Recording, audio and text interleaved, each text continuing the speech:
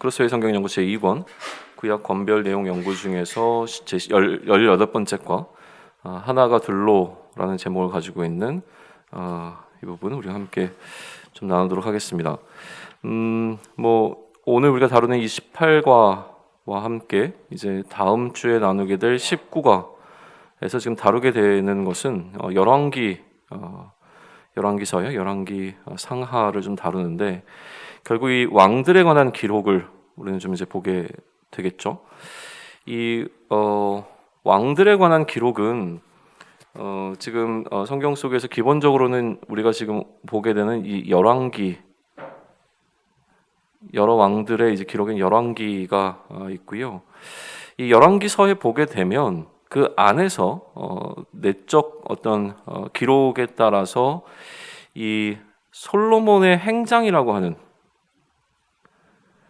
솔로몬의 행장인데 우리가 행장이란 말 잘 안 사용하잖아요. 그러니까 우리 쉽게 좀 번역하자면 솔로몬의 전기라고 할 수 있을까요? 솔로몬의 전기. 그래서 이런 기록들이 좀 등장을 합니다. 열왕기서에 보게 되면 솔로몬의 남은 사적과 무릇 저의 행한 일과 그 지혜는 솔로몬의 행장에 기록되지 아니하느냐. 그러니까 열왕기서라고 하는 이 역사적 기록을 하면서 참조했던 그 사료로서 솔로몬의 행장이라고 하는 것이 등장하고 있고, 그 다음에 또 하나가 등장하고 있는데 역대지략이라고 하는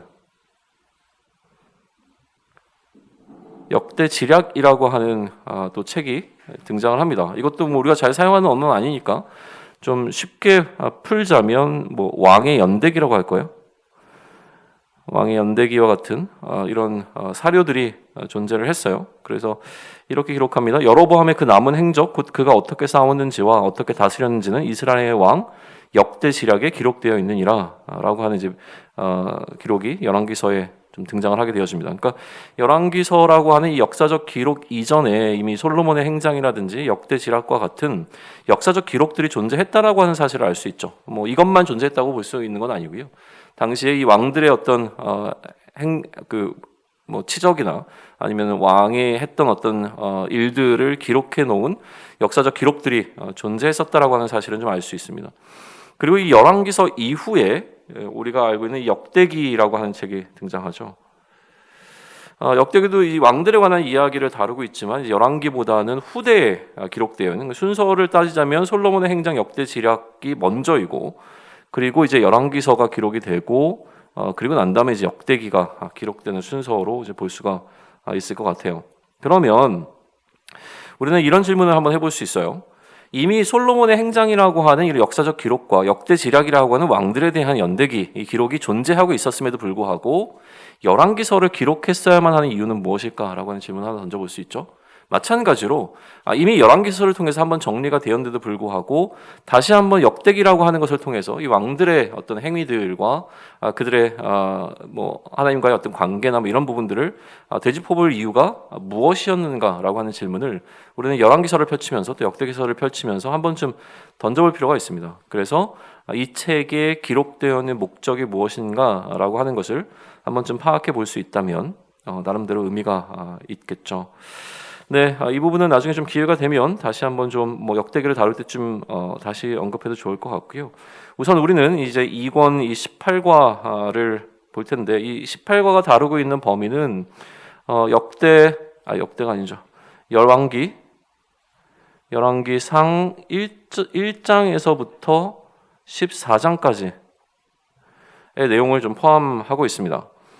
제가 매번 말씀드리지만 이 구약 권별 성경 연구에 들어와서 멘트 목사님이 굉장히 상세하게 이 각 과를 이제 기록을 해 나가고 있으세요. 그래서 교재를 좀 쭉 읽으시면 어렵게 쓰여 있지 않기 때문에 전반적으로 이 내용들을 잘 따라가실 수 있을 거라고 생각을 합니다.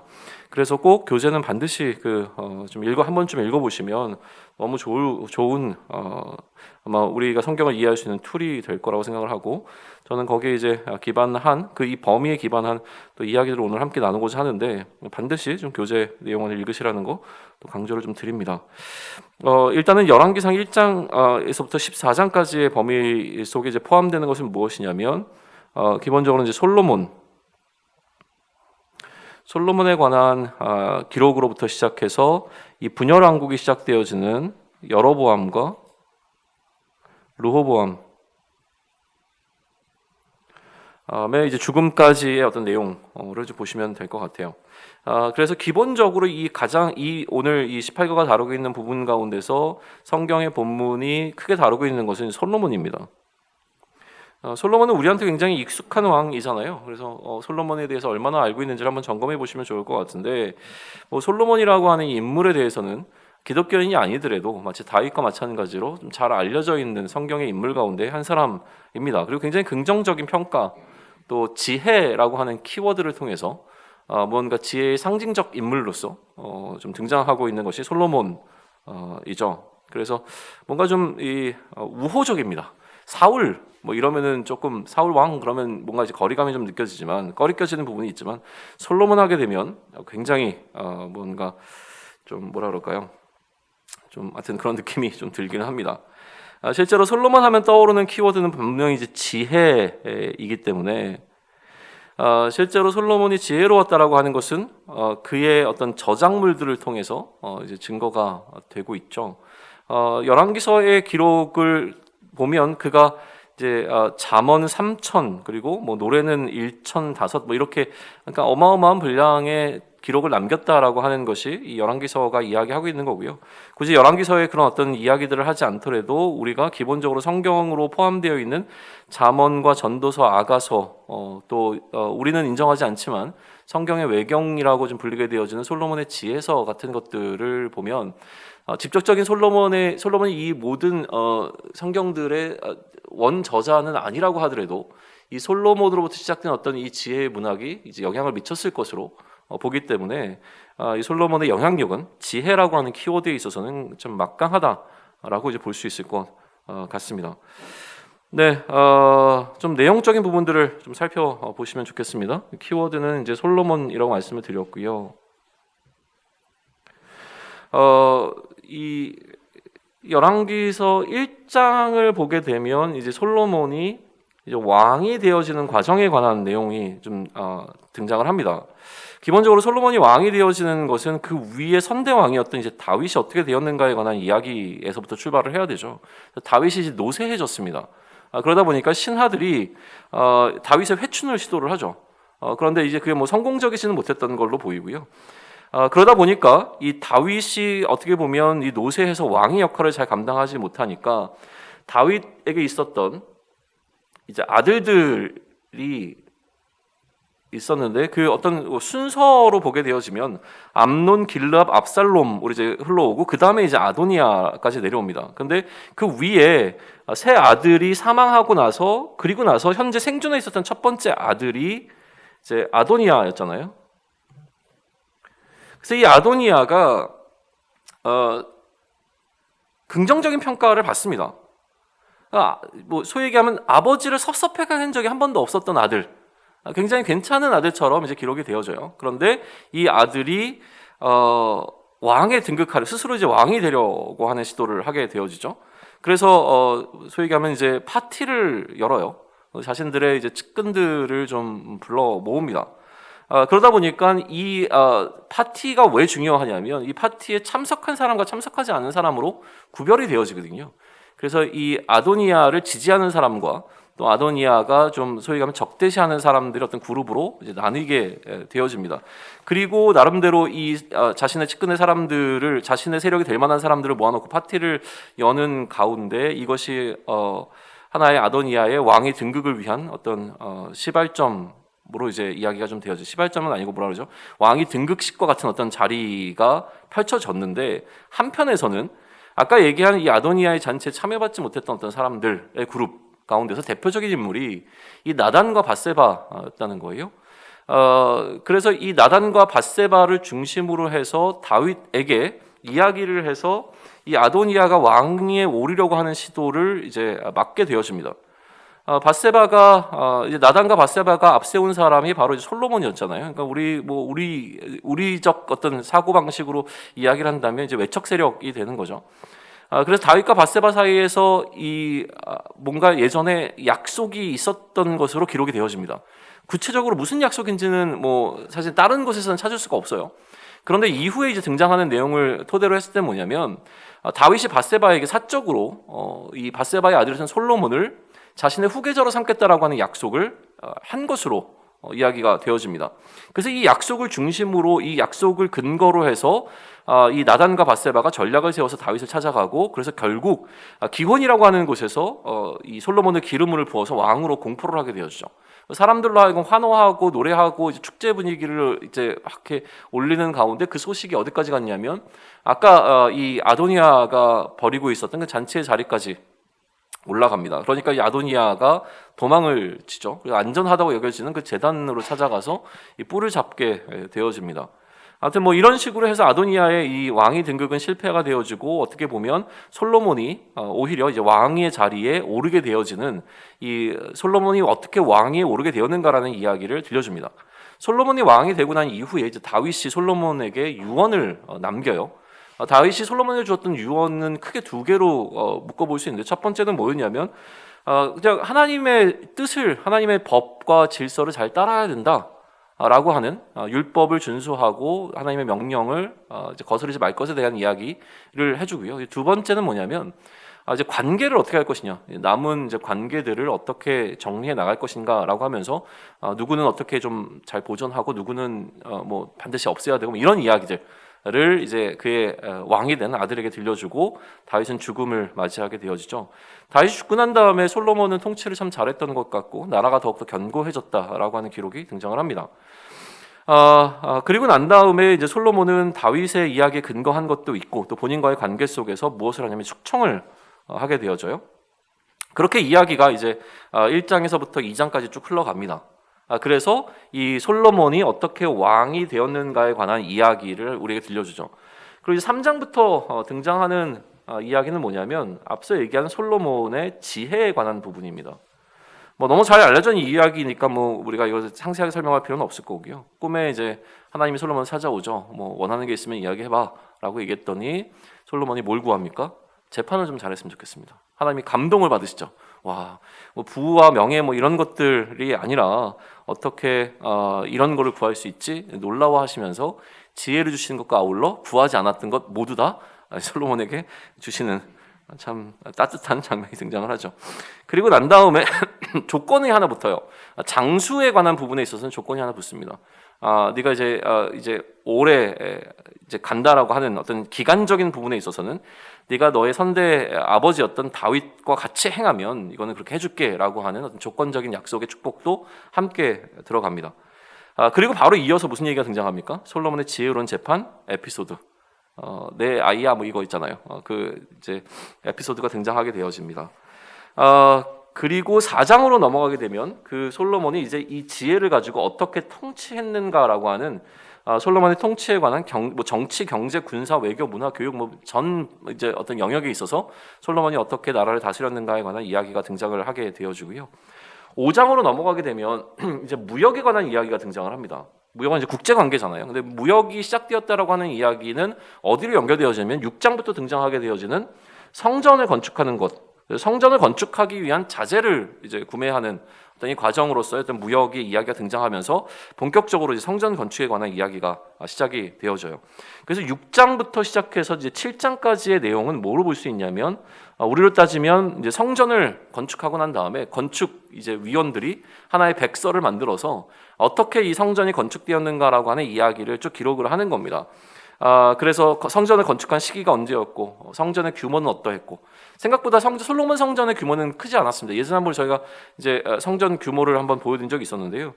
여기 이제 성전이 나와 있고 아마 다음 페이지에 성전 그림이 있을 텐데 네, 여기 이제 나와 있죠. 뭐 규빗 이렇게 나와 있으니까 우리가 사실은 이제 감이 잘 안 잡히는데 보통 이제 어렴풋이 얘기했을 때 여기가 한 9에서 10m, 여기가 뭐 27에서 30m 정도라고 본다면 지금 우리가 있는 이 공간 정도하고 크게 다르지 않을 거라는 생각이 좀 들기는 합니다. 아무튼 그거에 대한 부분을 좀 더 앞으로 어떻게 앞으로 갔으면 좋겠는데 네. 보시면 될 것 같고요. 아무튼 이 성전의 규모 또 건축을 어떻게 했는지 또 이 인테리어는 어떻게 했는지 좀 상세하게 이제 설명을 좀 해줍니다. 그리고 단순히 성전만 건축한 게 아니라 성전을 건축하는 시기에 또 뭐가 건축이 되었죠? 함께 왕궁이 건축되었잖아요. 솔로몬의 왕궁. 그래서 이 왕궁은 또 어떻게 했는지, 이 왕궁과 하나의 건물뿐만이 아니라 여기에 해당하는 부속 건물들. 그래서 소위 얘기하면 하여튼 왕궁과 성전이 연결되어 있었던 것으로 이제 볼 수 있고요. 그래서 이 하나의 이런 것들이 어떻게 건축이 되었는지에 대한 이야기가 쭉 등장을 합니다. 그리고 이제 마지막으로 성전에서 사용되어지는 기구들에 관한 부분들. 그래서 이제 뜰에 놓여 있던 거, 안에 있던 거 기구들을 어떻게 만들었느냐 이런 얘기를 쭉 이제 해요. 성전에 어떻게 건축했는지를 이야기를 끝내고 난 다음에 8장으로 넘어가게 되면 이제 무슨 기록이 나오냐면 드디어 이제 언약궤를 성전으로 옮겨오는 이야기가 들어오죠. 그리고 이 8장 후반부에 가게 되면 솔로몬의 너무나 멋진 기도가 기록되어져 있습니다. 하나님을 향한 솔로몬의 이제 기도가 길게 좀 기록이 되어져 있습니다. 그래서 이렇게도 볼 수 있죠. 자, 6장 7장에서 성전에 관한 이야기를 했잖아요.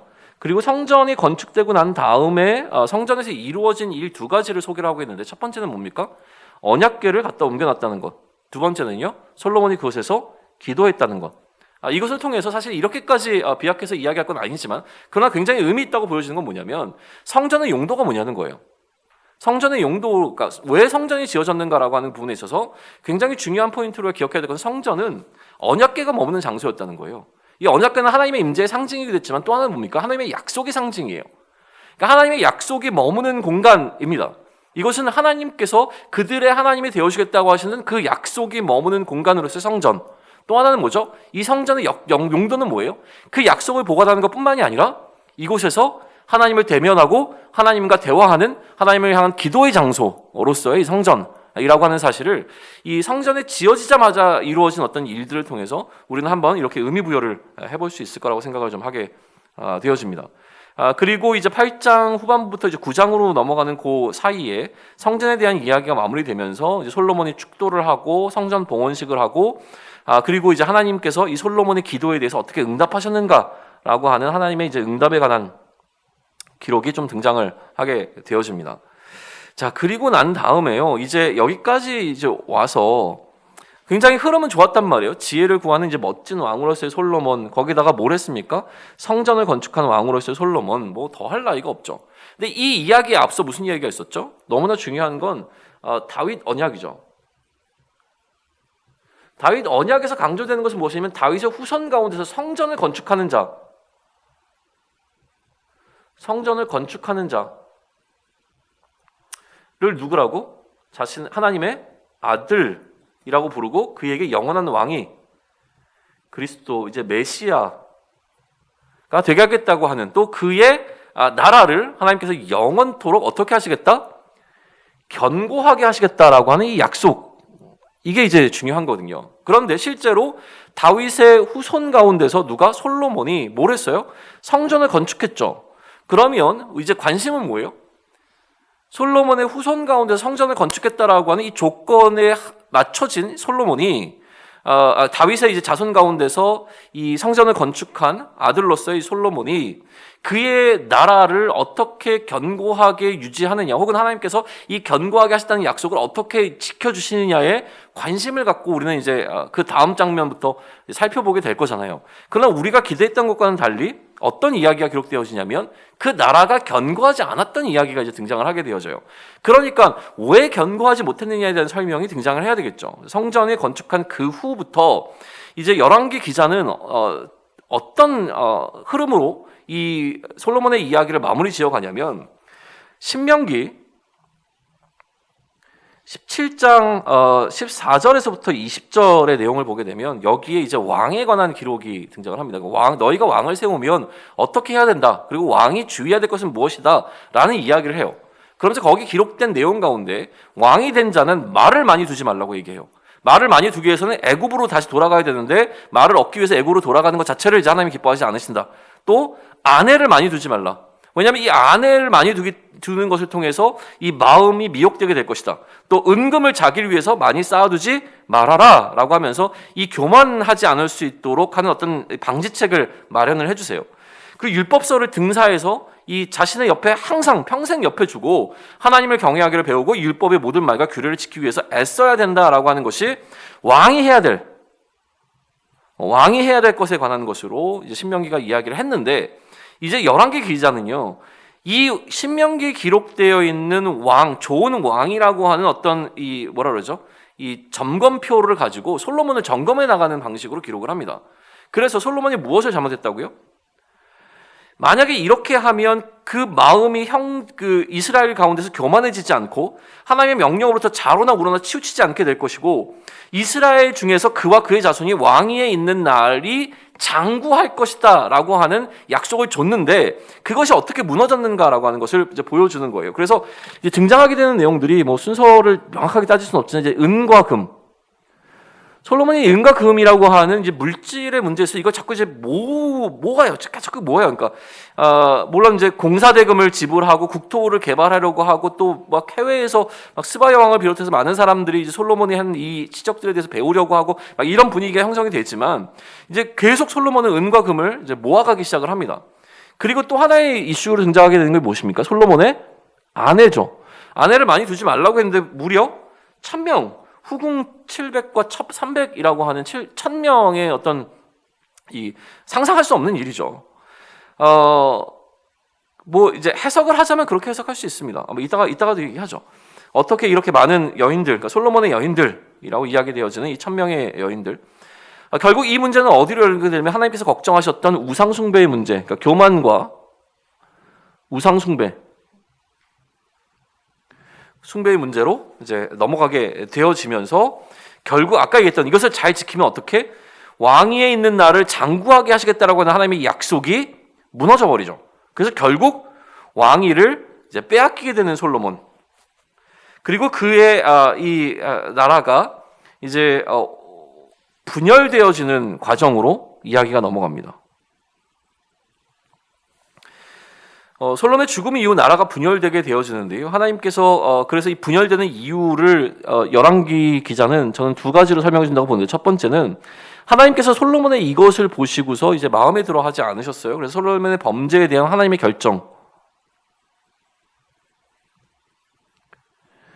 결정이었고, 또 한 가지는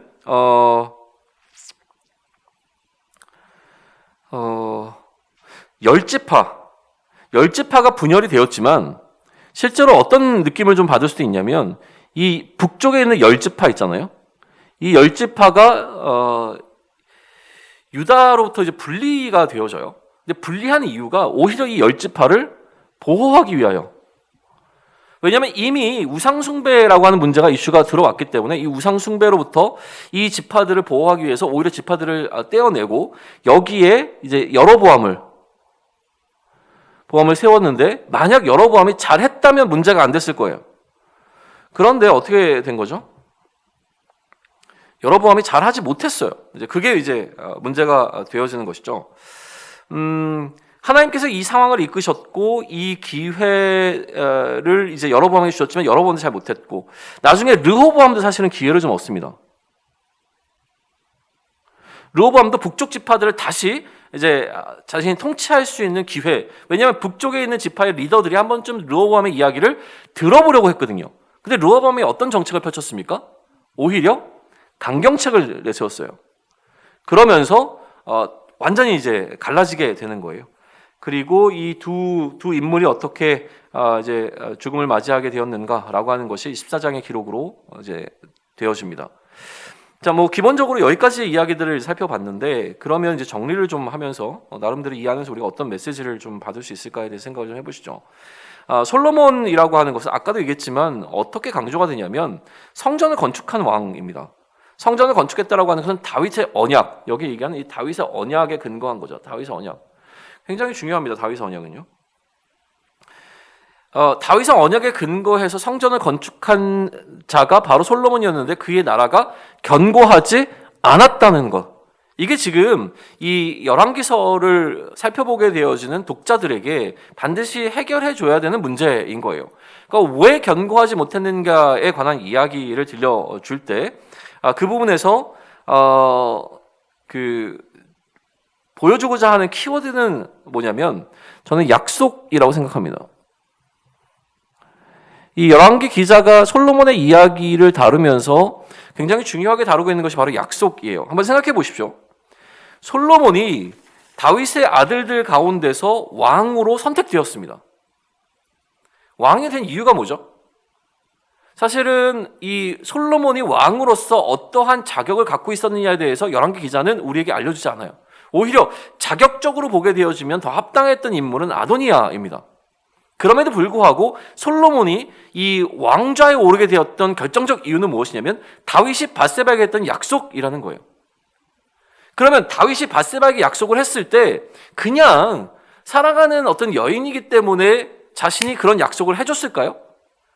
내가 사랑하는 여인의 아들을 반드시 내 후계자로 삼아줄게, 이런 약속으로 이제 머무는 것이 아니라 다윗은 분명하게 하나님으로부터 무엇을 받았습니까? 언약을 받았어요. 자신이 선택하는 그 자녀를 통하여서 하나님의 약속이 흘러갈 것을 다윗이 모르지 않았을 거란 말이에요. 그러면 다윗에게 있었던 아들들 가운데서 다윗이 그 심중에 하나님의 언약에 근거해서 그 하나님의 약속에 근거해서 그가 선택한 아들이 바로 솔로몬이었다라고 하는 사실이죠. 그러니까 약속이 그렇게 흘러가고 있는 부분으로 우리는 볼 수가 있습니다. 하나님께서는 이러한 약속에 근거해서 이 약속에 근거한 이 견고한 나라라고 하는 부분이 굉장히 중요한데, 그러면 이 견고함이 약속에 근거해서 시작되어진 솔로몬의 왕정이 이렇게 무너져 버렸다면 하나님의 약속이 파기된 것인가라는 질문이 들어오잖아요. 하나님의 약속이 여전히 유효한가? 그런데 솔로몬이 보여주는 솔로몬의 통치를 보게 되면요, 이 견고함을 스스로 만들어 갑니다. 솔로몬은요, 자신이 갖고 있는 이 처음부터 그랬던 건 분명히 아니에요. 그러나 솔로몬에 대한 부정적인 평가 속에서 무엇을 보게 되어지냐면 솔로몬이 만들어가는 이 견고한 나라, 하나님 나라의 질서로서의 흐름이 아니었어요.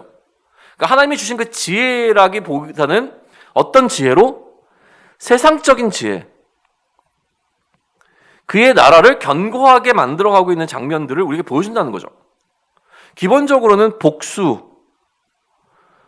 살해 이런 장면들이 등장합니다. 뭐 숙청 이런 것들도요. 그리고 애굽과 사돈 관계를 맺습니다. 아까도 얘기했지만 아내가 1000명이나 있었다라고 하는 사실은 실제로 이런 여성 폭력적인 어떤 게 있었다라고 보기보다는 뭐로 해석이 되어지냐면 정치적 목적입니다. 친인척 관계를 맺게 되는 거죠. 그러니까 이 1000명이라고 하는 여인들은 그 여인들의 가문과 이 솔로몬이 하나의 어떤 연대 관계를 맺게 되어진 것으로 볼 수가 있는 거예요. 그러니까 그만큼 정치적 세력이 어마어마하게 확대했다는 거예요. 자신의 이 나라를 견고하기 위해서 솔로몬이 선택한 것은 이러한 결혼을 통해서 자신에게 우호적인 가문들을 많이 세워나가는 것, 또 우호적인 나라들을 많이 만들어가는 것, 이게 바로 이 솔로몬의 통치의 방식이었다는 사실을 보여주는 단면으로 볼 수가 있는 거죠. 또 하나 이제 많은 학자들이 주목하게 되는 것은 무엇이냐면 솔로몬의 교만은 그의 이제 왕궁과 하나님의 전인, 하나님의 왕궁인 성전의 어떤 규모나 건축에 들여진 정성의 차이에서 이제 좀 발견하려고 합니다.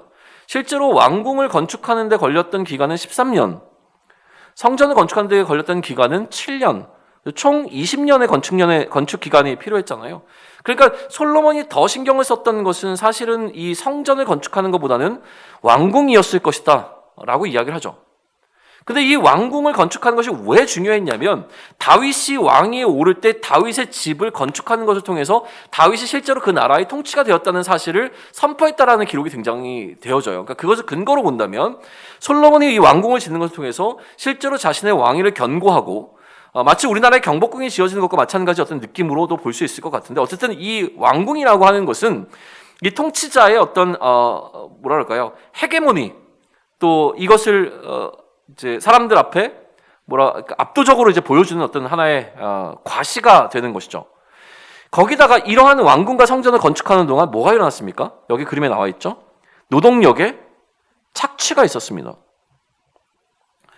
그러니까 선왕으로 볼 수 있는 부분들은 아니에요. 굉장히 좀 이 어려움을 좀 가져왔던 것. 그럴 수밖에 없겠죠. 노동하는 것이 뭐 이런 건축하는 것이 쉬운 일은 아니었겠죠. 그죠? 그러니까 결국 이렇게 솔로몬이 어떻게 이 견고한 나라를 주겠다라고 한 하나님의 아들이 될 수 없었는가에 관한 부분을 충분히 설명을 해줍니다. 그리고 이제 우리의 이 독자들의 마음을 어떻게 하냐면, 그러면 여전히 빈자리로 남아있는 이 하나님의 아들 그리스도의 자리에, 메시아의 자리에 과연 누가 오게 될 것이냐라고 하는 마음을 갖게 하는 것이죠. 그리고 이제 신약의 시대를 살아가는 우리들은 그 자리에 이제 그리스도. 그러면 마찬가지입니다.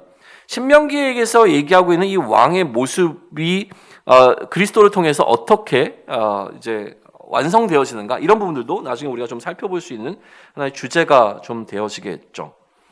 예수님은 솔로몬이라고 하는 이 성전을 건축한 자와 어떻게 달랐는가라고 하는 것을 좀 생각해 볼 필요가 있습니다. 그리고 우리는 이제 아주 심플한 메시지를 받을 수 있죠. 우리도 솔로몬과 같지 않아야 된다. 달라야 한다. 누구와? 솔로몬과. 근데 이게 어렵잖아요. 왜냐하면 솔로몬은 너무 매력적인 사람이거든요. 솔로몬과 달라야지라는 생각을 하기보다 솔로몬이 갖고 있었던 지혜, 솔로몬이 갖고 있었던 부, 심지어 솔로몬이 갖고 있었던 이 1000명의 여인들, 뭐 이런 솔로몬이 누렸던 이 어마어마한 삶의, 이거는 우리가 감히 상상할 수도 없잖아요. 뭐 대한민국 1% 뭐 이런 차원이 아니잖아요, 이거는. 그러니까 이런 어떤 솔로몬의 모습을 보게 되어지면, 또 그가 기록해 놓았던 어떤 이 저작물들을 보게 되면 솔로몬과는 좀 달라야 된다는 생각을 하기보단 솔로몬처럼 되었으면 좋겠다는 마음이 드는 것이 훨씬 더 강합니다. 그러면 이제 어떻게, 여기서 이제 무엇을 좀 생각해 보면 좋을까라고 하는 건데요. 그럼에도 불구하고 이 솔로몬은 결국은 이 견고한, 그러니까 모든 것이 다 잘못됐다고 이야기하는 건 아닙니다. 그러나 이 솔로몬을 기록하고 있는 열왕기서 기자의 어떤 그 뉘앙스를 우리가 좀 잘 살펴볼 수 있다면, 여기서 오히려 우리는 이 뒤로, 너무 빡빡하니까 뒤로 갈까요? 사명이라고 하는 키워드를, 요 뒤에 그림하고는 큰 상관없어요. 글 쓸 데가 없어가지고 사명이라는 키워드를 좀 생각해 보시면 좋을 것 같다는 것을 하나 제안을 좀 드립니다. 솔로몬의 이야기를 통해서 사명을 좀 보시면 좋을 것 같은데요. 사명이라고 하는 것은 하나님으로부터 주어진 명령이기 때문에 이 사명의 크기에는 차이가 없다라고 저는 생각을 합니다. 사명의 크기는 동일합니다. 그런데 이 사명이 주어지는 장소라고 하는, 사명을 감당해야 되는 환경에는 차이가 존재하죠. 우리가 어떤 환경에 놓이게 되는가라고 하는 것은 굉장한 차이를 가져올 수밖에 없습니다. 그러면 우리는 질문을 해야죠. 하나님께서 왜 나를 이러한 환경에 놓아두셨는가라고 하는 것.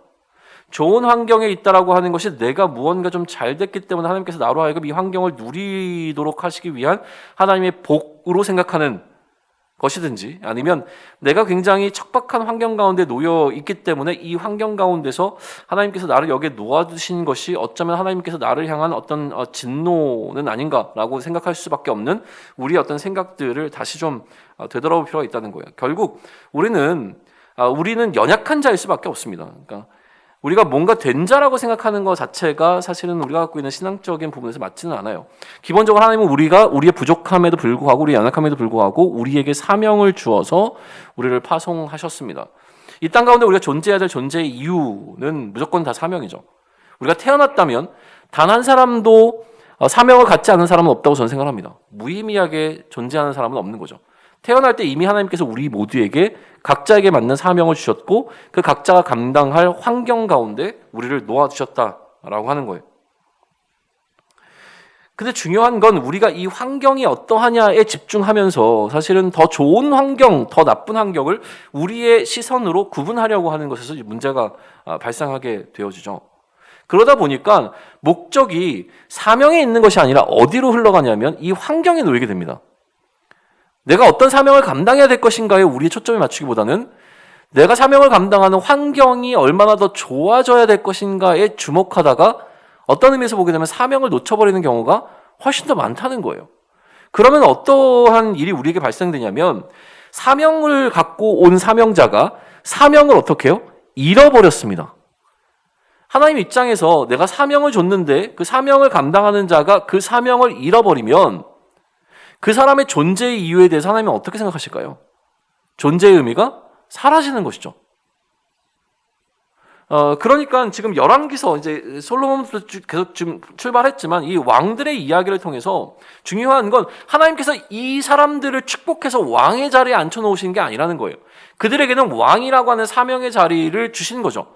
그러면 이 각각의 사명의 자리에 서는 사명자들이 왕이라고 하는 이 사명의 자리에서 잘 감당하고 있는가라고 하는 부분을 우리는 주목해서 봐야 할 것이죠. 그런데 그들이 하나님의 사명을 저버리게 되어지면 더 이상 하나님으로부터 이 존재의 의미를 상실하게 되어집니다. 하나님께서 그들을 없애버리신다는 이야기가 아니라요, 실제로 그들이 사명을 감당하지 않을 때 존재의 의미가 사라져버린 자가 되는 거예요. 자, 나는 여전히 존재합니다. 이 땅 가운데 호흡하며 살아가요. 그러나 내가 하나님의 사명을 감당하지 않을 때 사실은 나의 존재의 의미는 이미 사라져버린 것과 마찬가지라는 거죠. 내가 존재하고 있는 것은 하나님께 아무 의미가 없게 되어집니다. 그러니까 오히려 하나님께서 우리에게 허락하셨던 이 법과 질서라고 하는, 잘 지키면, 그리고 다윗의 길을 잘 따라서 좌로나 우로나 치우치지 말고, 이런 이야기가 계속 나오는 이유는 뭐예요? 하나님께서 뭔가 맨날 우리가 행하고 있는 것을 일거수일투족을 감시하면서도 잘했어 잘못해서 평가하려고 하시는 것이 아니라 우리로 하여금 이 사명을 놓쳐버리지 않을 수 있도록 보호해주는 보호의 장치로서 주어진 것이라고 하는 것을 생각해 볼 수 있죠. 그래서 옆에다가 율법책을 등사해서 가지고 있으면서 계속 살펴보아 이것을 통해서 우리를 이제 되돌아봐야 했던, 자신을 되돌아봐야 했던 이 왕들과 마찬가지로 우리는 계속 하나님의 말씀을 우리 곁에 두고 우리가 사명자로서 살아가는 동안 바른 길을 걸어가는 것이 무엇인가에 대해서 끊임없이 고민을 해야 된다라고 하는 거예요. 그러니 하나님의 말씀은 우리를 구속하는 것이 아니라 우리로 하여금 우리의 존재적 의미를 상실하지 않을 수 있도록 도와주는, 보호해주는 보호막이 되어진다라고 하는 것입니다. 그리고 우리는 열왕기서를 통해서 그 존재의 의미가 없어진 왕들에 관한 이야기를 듣게 될 거예요. 마지막으로 하나 더 생각해야 될 것은 무엇이냐면, 그런데 우리가 정말 주의해야 될 것은 내가 여전히 사명자가 사명을 감당하지 않으면 존재의 의미가 없는 거잖아요. 그런데 여전히 존재하고 있어요. 그렇기 때문에 헷갈리는 건 뭐냐면, 내가 존재하기 때문에 나는 사명을 잘 감당하고 있구나라고 하는 판단을 내릴 수 있는 오류가 우리에게 존재한다는 거예요. 요 개념을 좀 이해하실 필요가 있는데요. 사명을 감당하지 않으면 존재의 의미를 상실해 버리는데, 여전히 나는 존재하고 있기 때문에 마치 내가 사명을 잘 감당하고 있는 것이라고 하는 착각과 오해를 할 수 있다는 거예요. 내가 잘하고 있기 때문에 하나님께서 여전히 나를 존재하게 하시는 것이 아니라, 내가 이 사명을 잘 감당하지 못해도 하나님께서 나를 존재하게 하시는데, 그 이유는 무엇입니까? 기회를 주시는 것이죠. 하나님께서 기회를 주시고 언제든 이 사명의 자리를 회수해 가실 수 있지만 여전히 우리에게 기회를 허락하고 계시다라고 하는 거예요. 그러면 우리는 이 견고함이라고 하는 주제, 결국 이 견고함은 무슨 견고함이에요? 하나님의 나라가 견고할 것이다. 좋아요. 대한민국이 견고할 것이다. 좋아요. 여기 있는 여러분들의 삶이 견고할 것이다. 좋아요. 근데 이 견고함의 이슈가 정말 중요한 건 뭐냐면, 내가 견고할 것이냐는 거죠. 내가 머물고 있는 나의 나라가 견고할 것이냐라고 하는 것이 굉장히 중요합니다. 그죠? 그럼 견고하게 약속이라고 하는 것은 내가 결국 나의 존재가 영원할 것인가라고 하는 질문과 잇대어져 있는 것이죠. 그죠?